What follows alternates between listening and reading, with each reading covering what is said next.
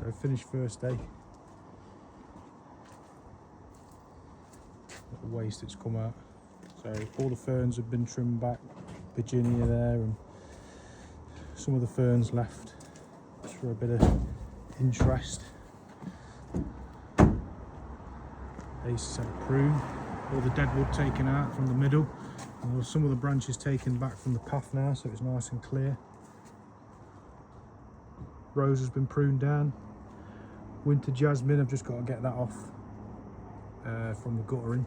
But that's had a prune down, so all this area now is a lot clearer. There's still a lot to do in terms of detail, it's hardying up, but you can start to see the structure of the garden. And you can see the view a lot better now. Beautiful. Magnolia as well. Probably want to prune some more. I've started to heighten the canopy a bit just so you can see underneath a lot more and it'll be a lot more accessible. Beautiful euphorbia there. A lot of the Anemone Japonicas were cutting the seed heads off the top.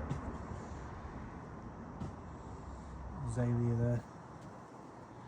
Quinquefolia there. This is Phlomis, just there, which we've left in.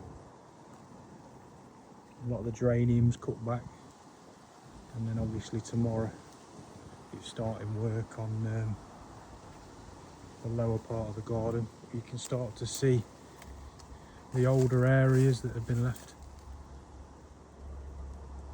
and just overgrown, so like an old fountain, like an old bird bath in there, and a nice seating area here that